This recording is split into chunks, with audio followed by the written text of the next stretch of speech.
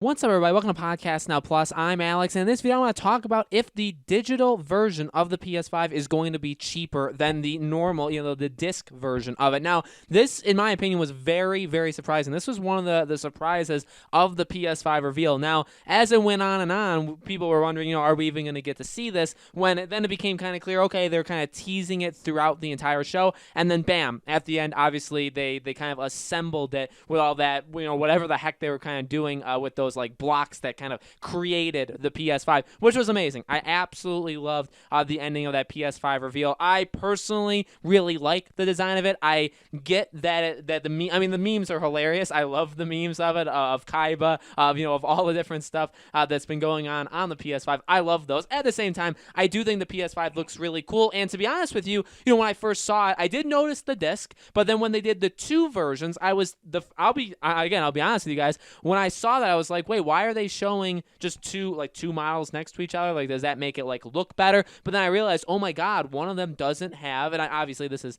common knowledge at this point, right? One of them is digital. One of them does not have the disc. So there were rumors going into this. There were rumors going into the fall that were dating back a long time ago of maybe like a PS5 Pro, like a PS5 and a PS5 Pro. And there were talks that, hey, maybe they would release two different consoles for two different price points this fall. And I never bought into that. In fact, I always believed that was fake, that wasn't going to happen. Same thing even with the Xbox Series X. I know there is still talks that maybe there's another version of it. Again, unless it's just digital, non-digital, I don't see there being a console that's just vastly superior and then a console that's just not as much, but they're both better than the current version, and they're going to be priced accordingly. I just don't see that, although you could argue that technically, if there's a digital and there's a non-digital, and they're priced differently, then, right there you have your price difference, right? I think, when I first saw that, I do believe that means that one's going to be cheaper, which, again, is very, very interesting, very different. I did not expect to see something like that. I have been, okay, so I've a little personal, history about me. I do like having games physical. I really do. I've had some of my favorite games physical. I've had them for a very, very long time. However, there's no denying, even someone like me, who I really do like having the case. Even as time has gone on, I haven't gone into a GameStop in a year and a half, maybe more. And even when I did, I would say my games were about half and half. I'd say around a year and a half ago, my games were half and half, where I would get half of them, go to the store, get them, half of them, just buy them digitally. I would say it's probably a bit more digital now. I'd probably say it's like 60-40, 70-30, where I do get them digitally. I honestly feel like that's happening. Now, I've stopped going to GameStop. I get my games, if I get them physically, I get them from Amazon. I buy them from Amazon and just have them shipped there. So I've changed the way, that way I don't have to go outside ever. I'm basically, I stay in my house for the vast majority of my life. I always have, and I probably always will. But that's interesting to me because that's going to, I think, be a push that PlayStation itself hasn't had for a long time. Again, like Microsoft has pretty much made it very clear that, hey, we're moving on. In fact, Microsoft for a while has been saying like, hey, we're not just a gaming system. Like, we're a lot more than just a gaming system, right? They've said that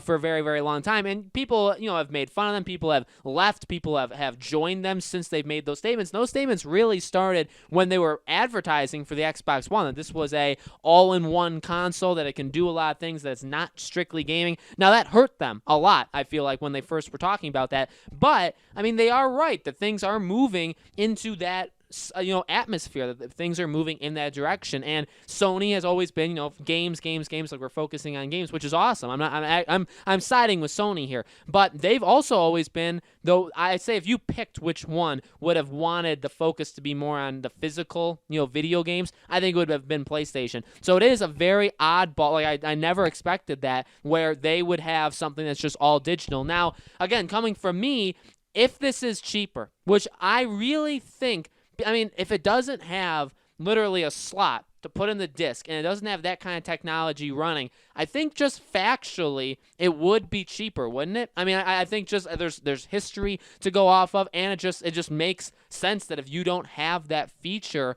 in the console, unless that console has something else like an addition that the disc version doesn't have, I can't see why they would be equal price. You know what I mean? And again, this I think is very different and adds a good kind of twist to things where a lot of people are worried of where the PS5 is going to end up. Now, there's a new report saying that they're going to end up, both of them, Series X and PS5, they'll end up in the 450 to 500 range. Like, they're not going to go above 500, but they're not going to go below 450. So, like, I don't think we have to be that afraid. Okay, we may have to be afraid early on if we want to get it, because I think there's going to be limited quantities, but there's that whole thing. But what's going to be, is there going to be a difference? I feel like there probably should be. Disc version, maybe like $475, digital version $450. Like, does that make sense? I feel like that's fair.